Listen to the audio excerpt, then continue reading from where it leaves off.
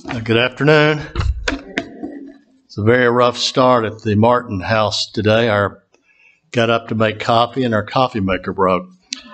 Yeah, you may not think that's a big deal, but it's a pretty big deal at our place. So I had to go to Dunkin' Donut to get 2 large coffees. $5.86 for 2 large coffees. So I guess after sunset at some point this evening, we'll be heading to Walmart to rectify that situation. Nobody cares, I know. I didn't expect you to care. No big deal. Just be glad you wasn't over this morning. When I was growing up as a teenager and in my 20s, even into my 30s, I don't remember ever listening to any classical music and never really thought a whole lot about it. And then one year when I was living in California, on the radio, one of the radio stations in California, they had where the listeners could write in, and they had what they called the original top 40. So they took all the people that wrote in. I was in the Los Angeles area at the time, and they ranked them 1 through 40. And they started at 40, and if you know anything about classical music, a lot of the pieces most of the pieces are over 30 minutes, quite a bit longer than that. But so I thought I would listen to some of it, and actually, what I did, I recorded it. It lasted for about 2 days, and because it takes, there's so much, 40 of them, and I started listening to the pieces, and I was amazed how good and how much I enjoyed a lot of it. Now, classical music, there are pieces that I don't know why anybody would ever listen to, but then you look at modern music, and then they're beautiful pieces, and then there are pieces that I don't know why anyone would ever listen to. But again, some of it's personal preference, but some of it is just, I think you know what I'm talking about. But when I was listening to this original top 40, there was one piece by a composer. His name was Antonio Vivaldi, and he lived back in the 1700s, and he was the court chapel master in a town in Italy. And he wrote a piece entitled The Four Seasons. Now, you may have never heard that. You may be very familiar with it. But what it is, it's a piece where he goes through, I think it lasts about 40 minutes, and he goes through the 4 seasons of the year and has a little separate movement for each one. He starts with spring, then summer, then fall, then winter. And I thought what I would do, now this is going to be a 2-part sermon. Now, I won't be back, I'm not on the schedule here again until late January. I must have really made Mr. Beam mad if it's July. But anyway, it's January is what I meant to say. And even though it's a 2-part sermon, they don't both have to go together within a week or two, so it'll be just fine. But what I wanted to do is take a look at the 4 seasons as in the 4 seasons of the life of a Christian. So there's spring, there's summer, there's fall, there's winter in the life of a Christian. And I think you'll see the analogy as we go forward. I'll probably cover the first 2 of them today, and then I have a split sermon in later part of January, which I'll cover the last 2. But one thing I really enjoy about living here, and also I enjoyed, growing up in Tennessee, that there are 4 seasons of the year. I've lived in a number of different places. I lived in New Orleans, and there's just one long season. It seems like they're sort of the same way in Florida, but it had good points. But I think you'll see as we go along, a life of a Christian can parallel the 4 seasons of the year and the 4 seasons of a Christian life. Now, first, I wanted to turn back to Timothy. 1 Timothy chapter 1. Just read a couple of verses or 3 verses or sets of verses to set the stage here.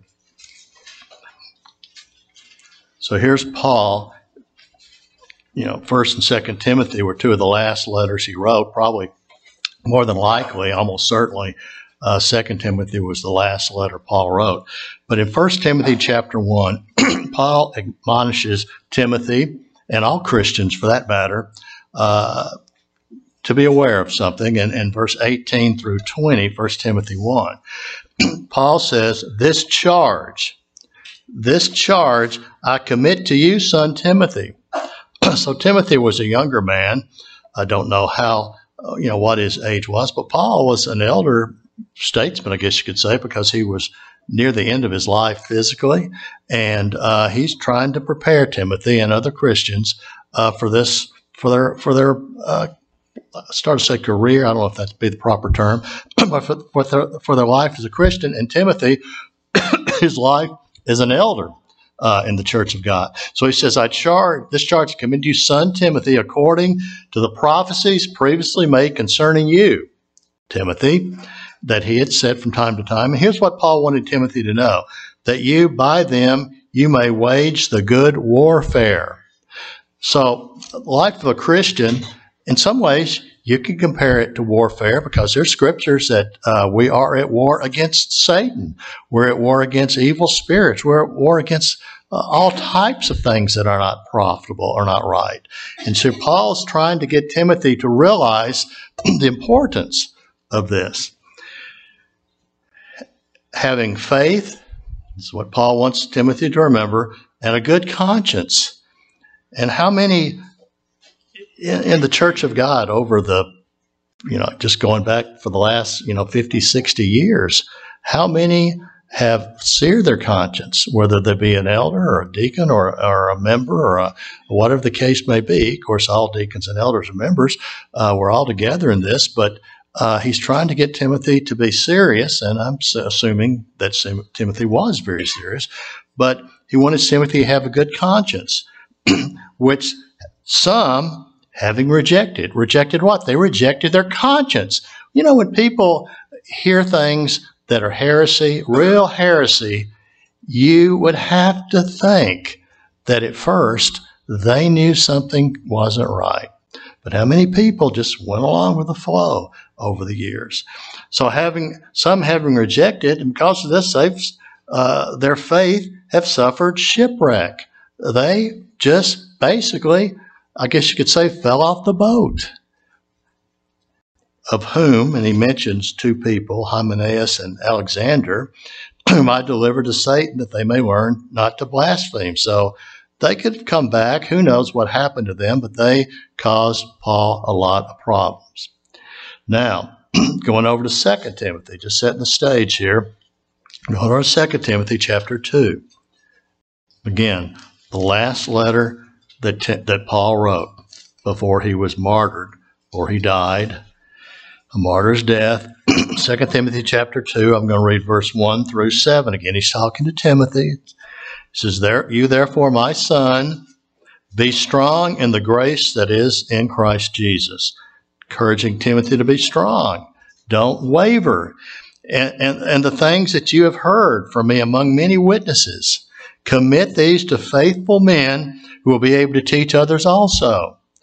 You must endure hardship as a good soldier of Jesus Christ. So again, he's comparing the life of a Christian to being in a battle, a war, and we are in a war against evil and against wrong things. No one engaged in warfare entangles themselves with the affairs of this life. Well, of course, we have our life. We have things we have to deal with. Like our coffee pot breaking today. That was a bad one. But that was a joke. Just lighten up. I didn't mean that seriously. But no one engaged in warfare entangles himself with the affairs of this life. We have things. We have jobs. I've been working, have a good friend that I grew up, I worked with for years in healthcare, and he's the materials manager at the two hospitals in Decatur, and he's asked me several times if I would work, if I wanted to work some, and I retired, but I still, you can't want to do some things. So right now, I'm only going to be working part-time, probably a couple of days a week, but right now I'm working 5 days a week from 7 in the morning, actually from like 6:30 in the morning to noon, and I'm enjoying it, knowing that I won't have to do this on and on and on.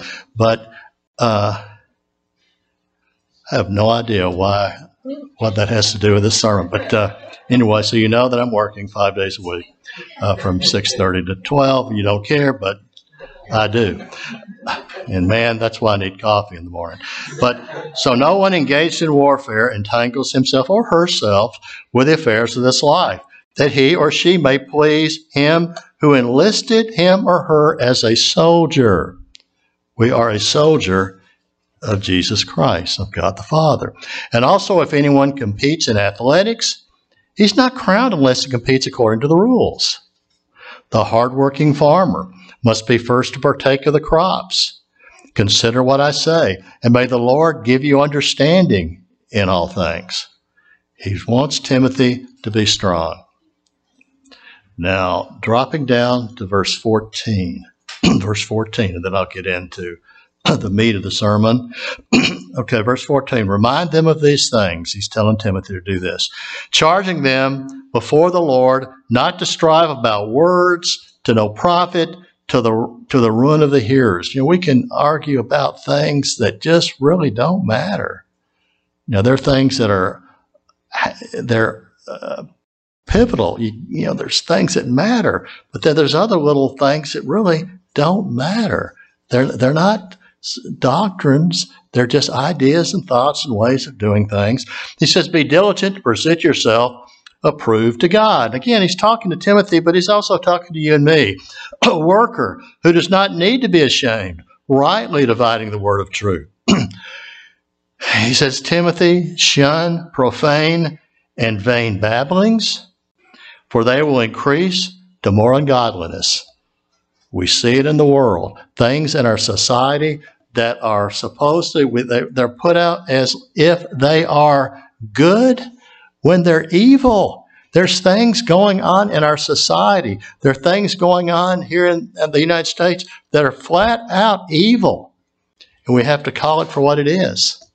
We have to call it for what it is. And you see it, it's hard to watch the news sometimes. Now, you can be too much of a news junkie, but I do like to watch, keep in touch with what's going on. And some of the things that are being put forward as normal are absolute total perversions. You know it and I know it.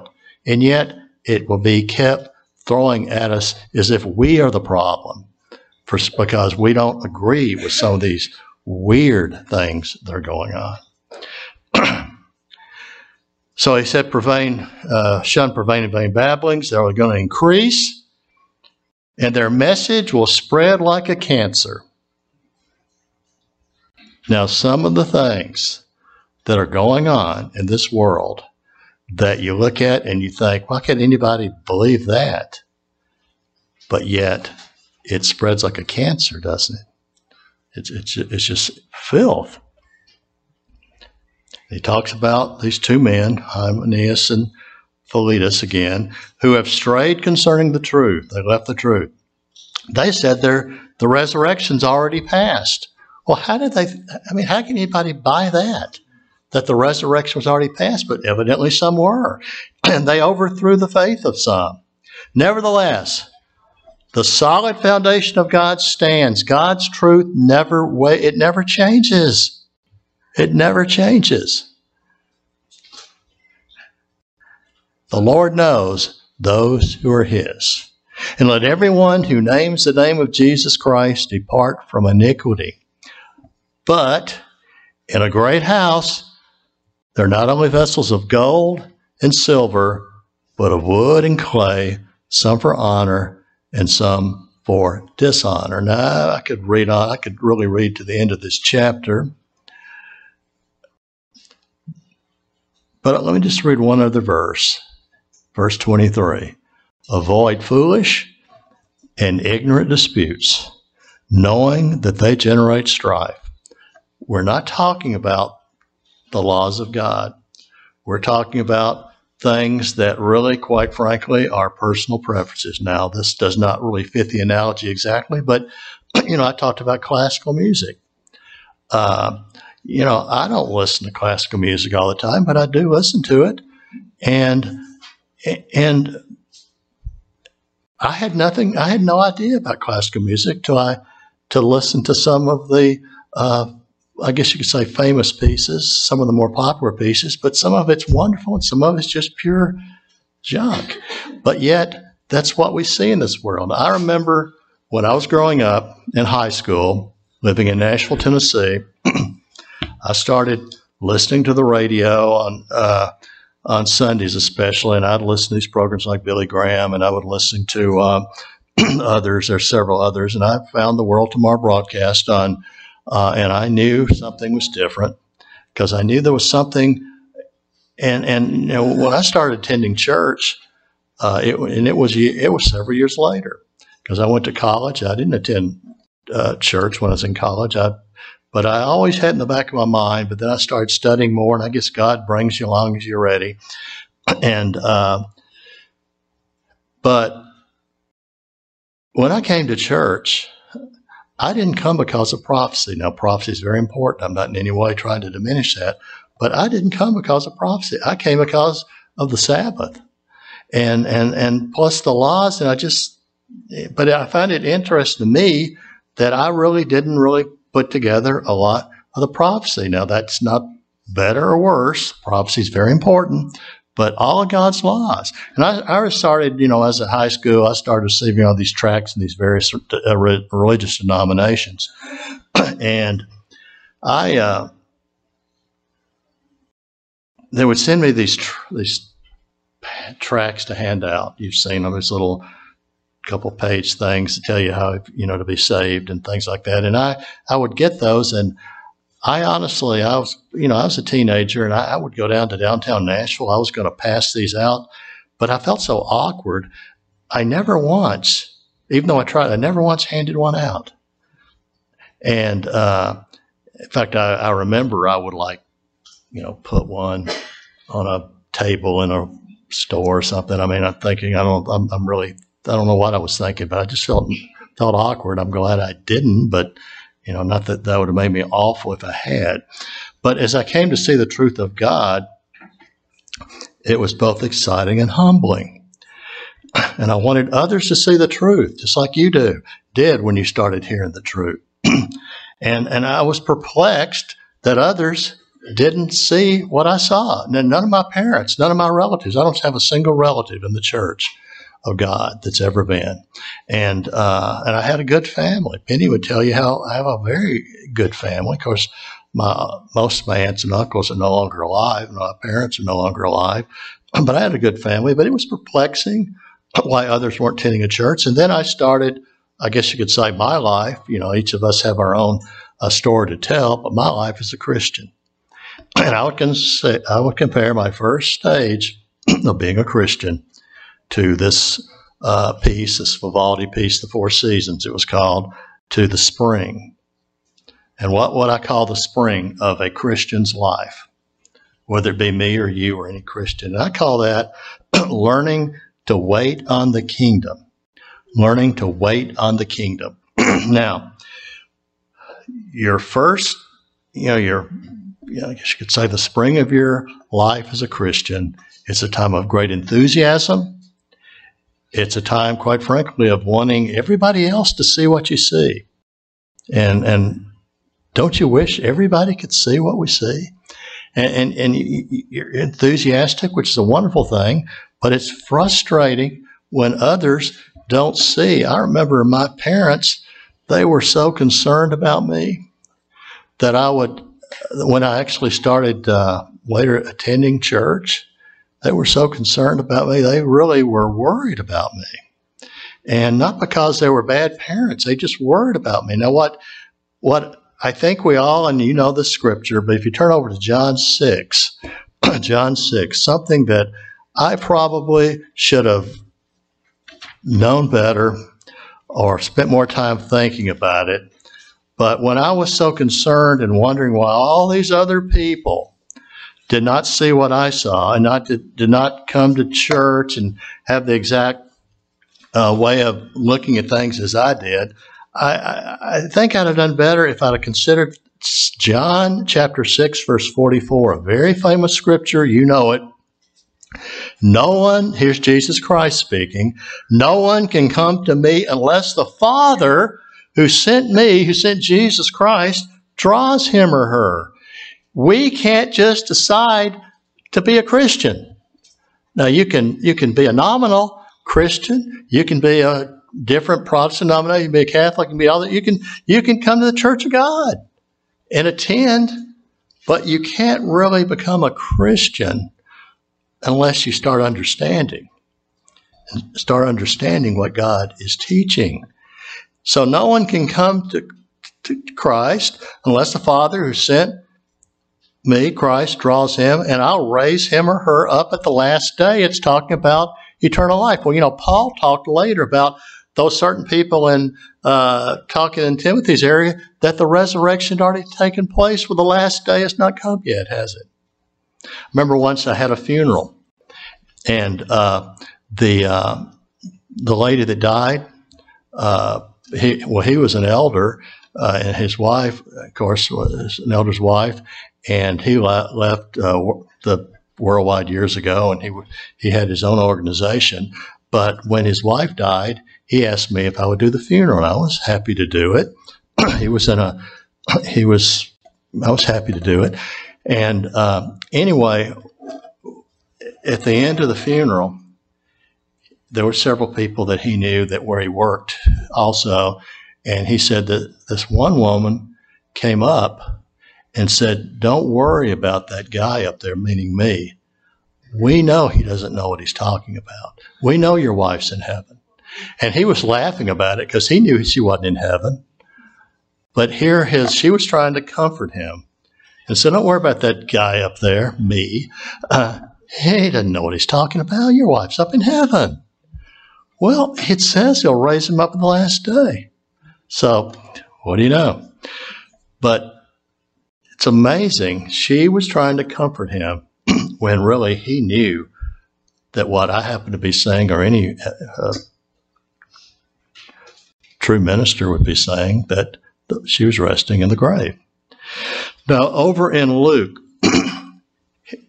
chapter 9, so Jesus Christ called his apostles, and he trained his apostles, and he gave them, the truth, and they were out preaching the truth. But notice how, different apostles, some of the apostles you don't read much about. You'll just see their name, and that's a couple of them, basically you only see their name when they list the apostles. And most of them, you only see them mentioned a few times. You see Peter a lot, James and John quite a bit, Andrew's in there several times, Philip, some of the others. But here is an interesting statement. Remember, these are the apostles. Jesus Christ has called them out, and they're out working and helping him. And notice what happens in Luke chapter 9. So in verse 51, Luke 9, it came to pass when the time had come for him to be received up. In other words, this was the time when Jesus Christ was about to go back to Jerusalem to be arrested, to be beaten, and crucified. Not quite that time yet, but it's getting close to that time. It came to pass when the time had come for him to be received up, that he steadfastly set his face to go to Jerusalem. He knew what was going to happen. He was prepared. And he sent messengers before his face, and they went and they entered a village of the Samaritans to prepare for him. But they didn't receive him, because his face was set for the journey to Jerusalem. Now, when his disciples James and John saw this, when James and John saw that the Samaritan village were not giving Jesus Christ the proper respect, which they weren't, they were not happy. And they said, "Lord, here are new apostles." They've been apostles, a year, two? I don't know. Not that long. They weren't seasoned Christians. And they said, "Lord, do you want us to command fire to come down from heaven and consume them just like Elijah did? Do you want to just wipe these people out because they're not showing you the proper respect?" Which, of course, they weren't. And he turned and he rebuked them. And he said, "You don't know what manner of spirit you're of. You don't know what you are talking about. For the Son of Man, him," he said, "I didn't come to destroy men's lives. I didn't come to to have fire come down from heaven to wipe people out physically. I came to save them. And he just went to another village. James and John, they were not bad people. They were great. They were excellent examples. We see John wrote letters of love, did he not? But yet, they were new. Now, I could turn, I won't, but I'll just quote Mark 3:17. Jesus Christ called them, James, John, the sons of thunder. Because they were so enthusiastic, but not necessarily in the right way. He called them the sons of thunder. Remember the first Feast of Tabernacles I ever went to. I went to the Feast of Tabernacles. I was living in New Orleans, and I went to the Feast of Tabernacles in St. Petersburg. It's 1973. And there were two other young men in our church, or my church area in New Orleans, that rode with me. So I actually, I think I drove most of the way, all the way maybe. And there were two other young men that went with me. One had a grandmother in the church. He didn't have his parents weren't in the church. And the other man was living at home with his parents who strongly disliked the church that he was attending. So they were very negative toward the Worldwide Church of God. So we went to St. Petersburg. Over 10,000 people were in attendance. And I always remember this, and I don't know why this sticks in my mind so much, because I've, as I was a new Christian, I've done all through my life, you make all kind of mistakes. But on the way to the Feast of Tabernacles, we stopped somewhere. I have no idea what state, town, anything. We stopped to eat, and I ordered something. I don't remember the meal, except it had green beans in my meal. Yeah, green beans.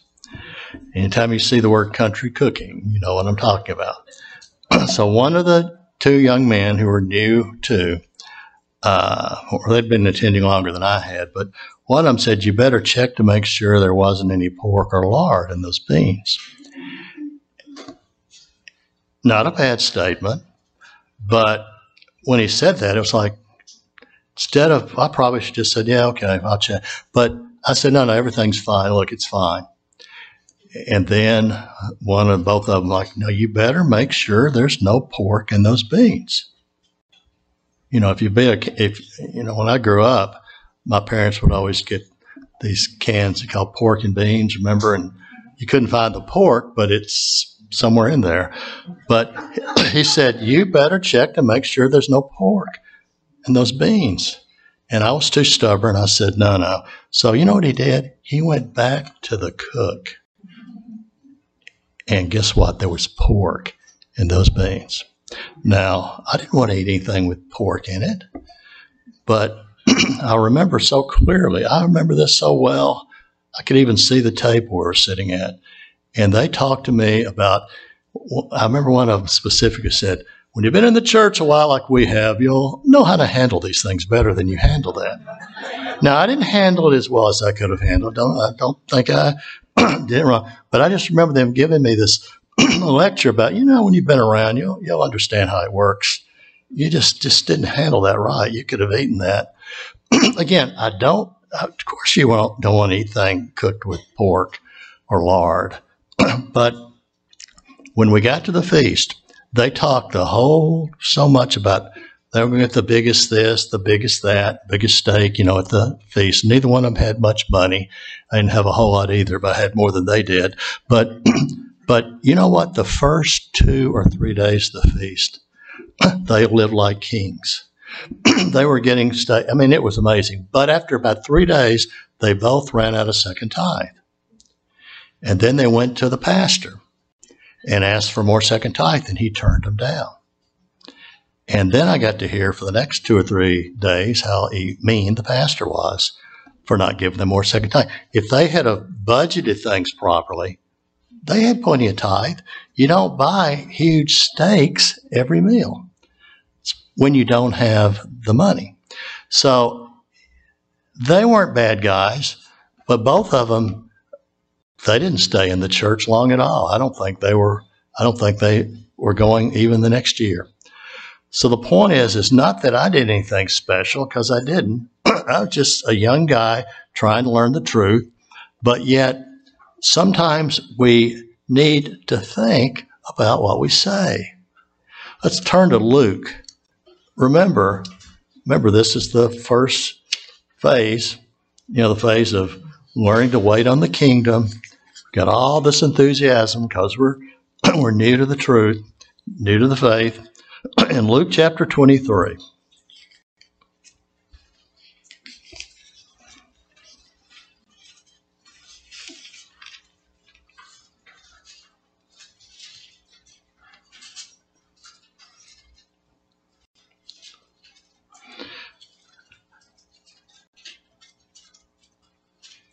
I don't think I thought a lot about this scripture at that time, but just in the point here, here's Jesus Christ to be crucified.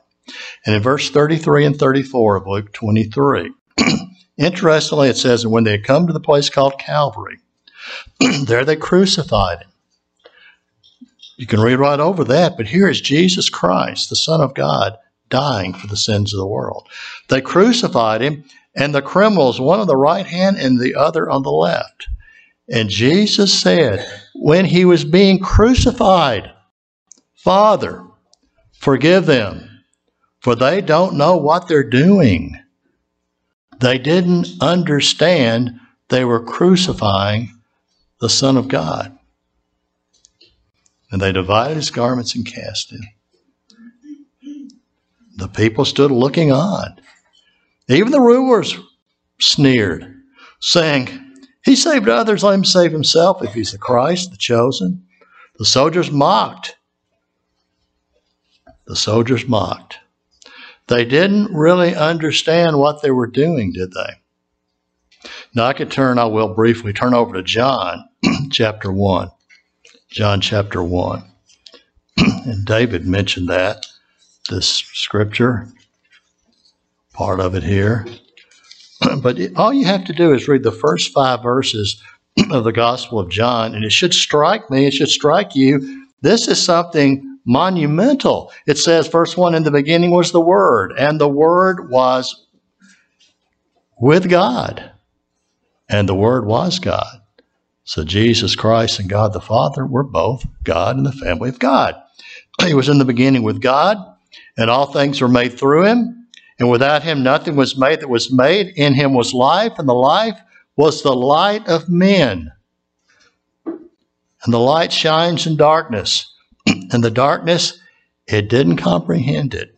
They didn't understand what they're doing. Now, enthusiasm is a good thing. But enthusiasm must be mixed with patience and wisdom. So in the springtime of conversion is an exciting time, but it's only the beginning of a life as a Christian. I remember, I was a single young man, and I remember once telling the pastor, I remember so clearly telling the pastor how they need to get control of all these kids and make sure these kids sit and listen and not blah, blah, blah. I mean, we all have to train our kids. That's not the point. But here, who was I to tell the pastor how to do everything? Well, I got my comments, or whatever the word is, a few years later. I remember when my daughter was about, I think she was 8 or 9, and my son was 4 years younger. So, maybe 9 and 5 or 6. And there was a church activity. Actually, it's Fred Keller's.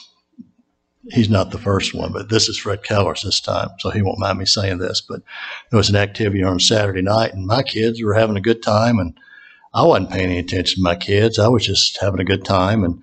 And Fred Keller's, who I love very much, he's a great guy, he asked me if he could talk to me for a minute about my kids. And I thought, this is going to really be good. And I remember... I won't mention the person's name, house, because they don't attend anymore. You probably would know them. But he said, I just want to say something about your kids. I said, oh, yes. And he goes, your kids are totally out of control. You need to get a handle on your kids. Look at them running all over the place. That kind of hurt. But I'm glad he told me that, because he was trying to help me. And my kids were probably kind of out of control. But part of the matter is, it wasn't mean. He was trying to help me. I was enthusiastic. Again, I'll say it one more time. The springtime of our conversion is an exciting time, but it's only the beginning of your or my life as a Christian. So let's also, in this sermon, look at the summer. And I call the summer of the life of a Christian is finding the strength to serve. Finding the strength to serve. Now let's take a look over in Mark. Mark chapter 6. Finding the strength to serve. Now here is scripture I'm sure you're aware of. It's called the feeding of the 5,000. So here's Jesus Christ feeding the 5,000. Verse 30. Let's read a few verses here. I won't comment too much on it. Just read it. Then the apostles gathered to Jesus, and he told him all things, both what they had done and what they had taught. So he had sent them out, preaching and teaching. So he had sent them out, and he said to them, come by yourselves to a deserted place and rest a while. For there were many coming and going. They didn't even have time to eat. There are all these people. So they departed to a deserted place in the boat by themselves, but the multitudes saw them departing, and many knew him. And they ran on foot from all these cities. They arrived before him. They came together, and Jesus, when he came out, he saw this great multitude, and he was moved with compassion because for they were like sheep that didn't have a shepherd. So he began to teach them. He began to teach them many things. Here's Jesus Christ talking to these men and women. And when the day was now far spent, his disciples came to him and said, this is a deserted place. It's already late. Send them away, that they may go into the surrounding country and villages and buy themselves bread, for they have nothing to eat. Now, before I go further, remember right the first, they told that they were going to get in a boat and go away, but the people were thronging, so he came back. But he answered and said to them, you give them something to eat. And they said, well, shall we go and buy 200 denarii worth of bread and give them something to eat? And he said to them, well, how many loaves do you have? Go and see. And they went and they found they had 5 loaves and 2 fish. And he commanded them to make them all sit down in the groups in green grass. So they sat down in ranks in hundreds and fifties. And when he had taken the 5 loaves and the 2 fish, he looked up to heaven. He blessed and broke the loaves and gave them to his disciples to set before them. And the 2 fishes he divided among them all. So they all ate and they were filled. And when they took up the 12 baskets full of fragments and the fish, now those who had eaten the loaves were about 5,000 men. I think one says 5,000 men plus women and children. That's a miracle, was it not? But what did the disciples say to him earlier? Send them away. We're tired. You're tired. You don't have time for this. But yet he found time. Would you ever feel that way in life? Do you ever just feel tired? Of course you do.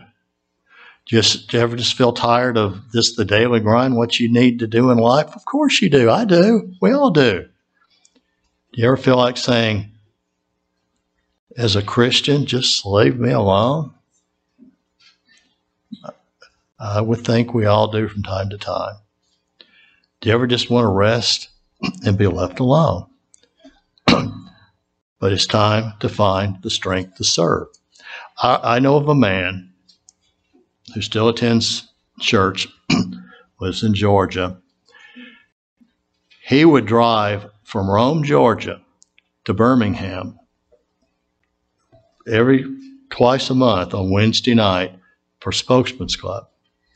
It's about a 2.5 hour drive, if I'm not mistaken, one way, just to go to Spokesman's Club. Now, there's not enough members that are to really have a spokesman's club. I mean, it's not that we couldn't, but yet these days, the church is not near as large as it used to be. But here was a man, he would drive 2.5 hours just to go to spokesman's club. Do you not think he would get tired at times? But he was wanting to learn. YU activities back in the day. How many of you would drive hours, hours and hours to work at an activity? And that was a good thing. But you would get tired at times. I know this one, he's no longer alive.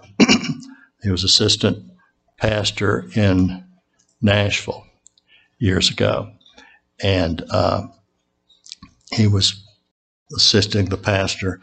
And we used to have these men's basketball tournaments. We would have YOU basketball tournaments, men's basketball tournaments.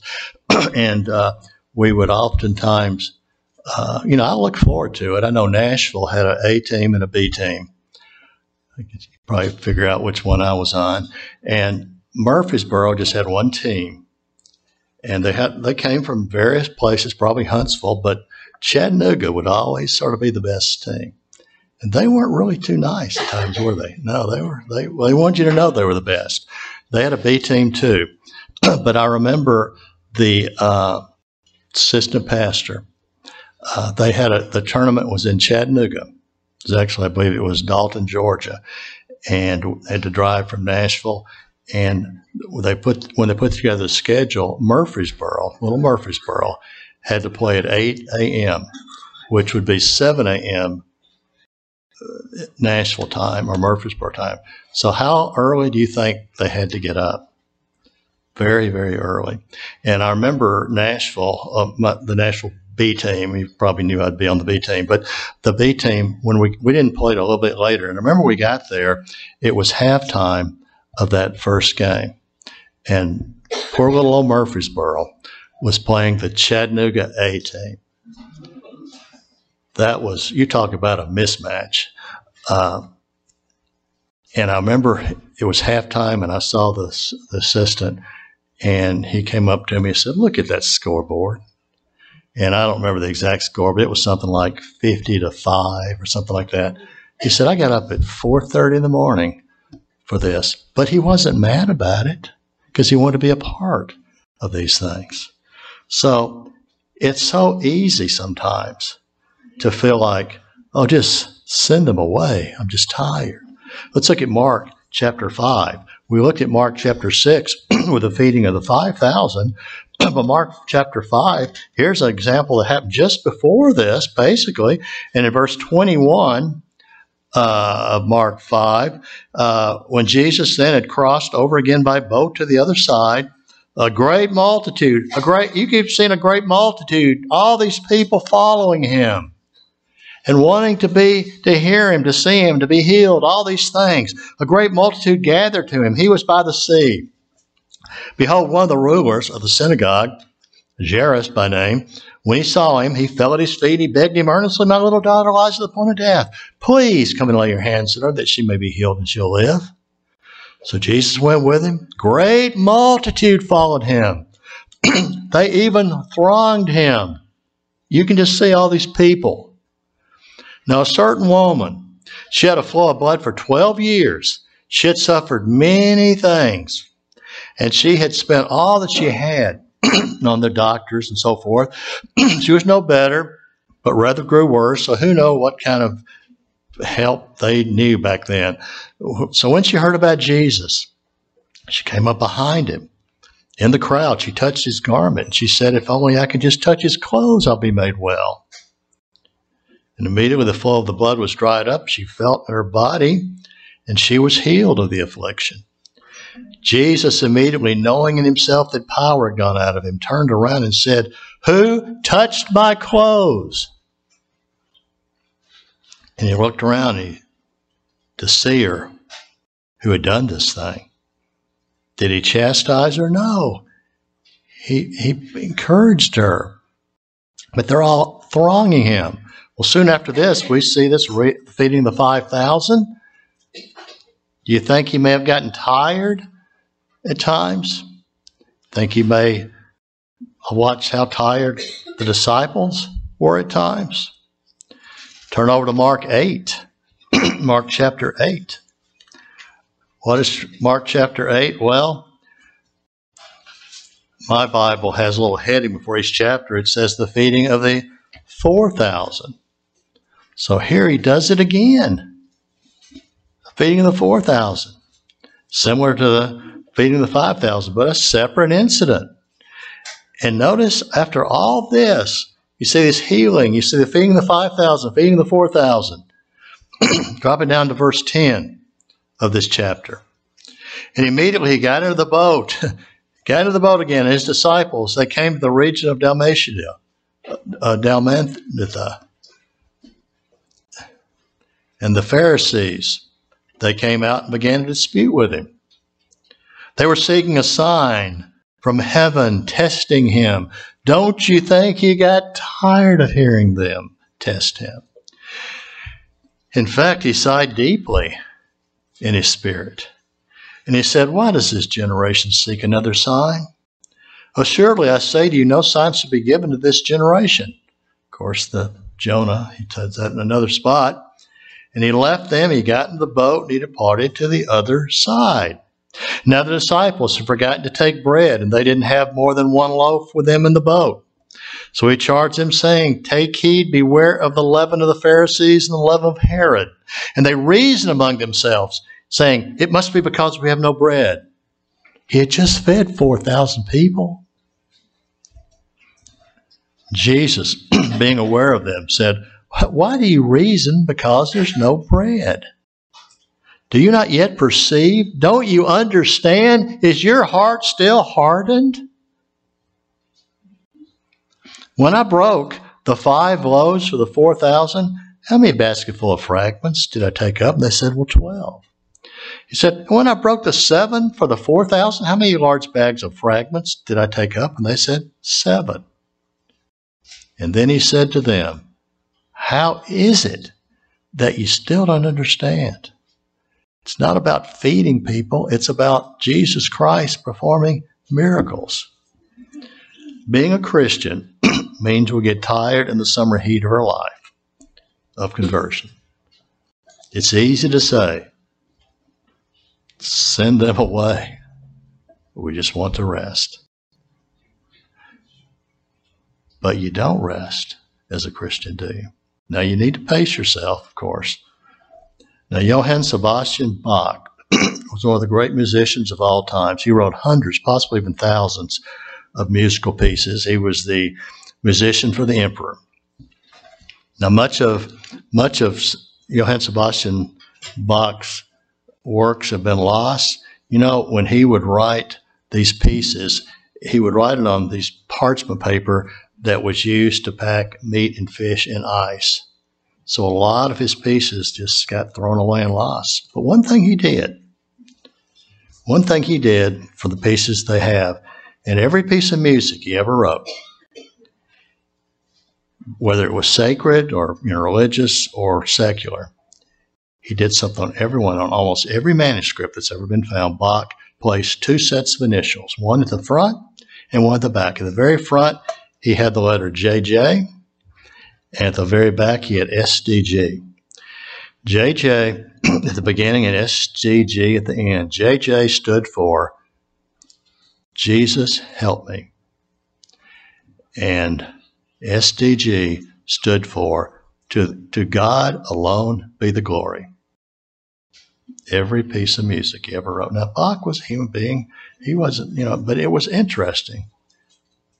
We could do worse than assign these words to our everyday life. Jesus help me, because don't we all need help? And to God be the glory. Now, there was a hospital I used to call on in Chattanooga, Tennessee, Memorial Hospital. It's a Catholic hospital. But on one of the elevators, they had a little plaque, very small. It was not one of the major elevators. It was one sort of a elevator to get up to the surgical central supply that I have to go to. And it had a small little plaque. and it just said, have you thanked God for life today? Have you thanked God for life today? And every time I would see that, I would think, yeah, have I?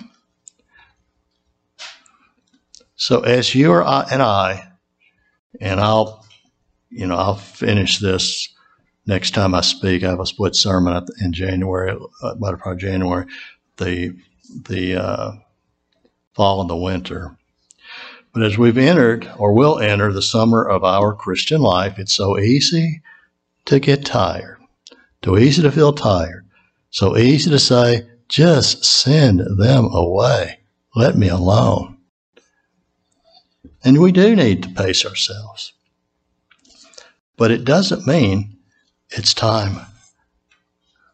It's time to keep pushing forward, isn't it? And realize how blessed we are to have life. How blessed we are to have life. It means doing a work and living life worthy of the calling that you and I have been called to live. I saw this prayer written out. I don't know where I saw this. So who knows who wrote it? Probably wasn't even a true Christian, but I just thought I would read this as we close. It says, here's a prayer to God somebody wrote out. It says, we're nothing without you, O Lord, and it's hard to be something when one is nothing. It's hard to keep moving, hard to keep pumping, hard to keep giving out, but we have you. It says, come back to our lives in strength. Renew the spirit within us. Give us bread for our wilderness, for you are the Christ, the Son of the living God.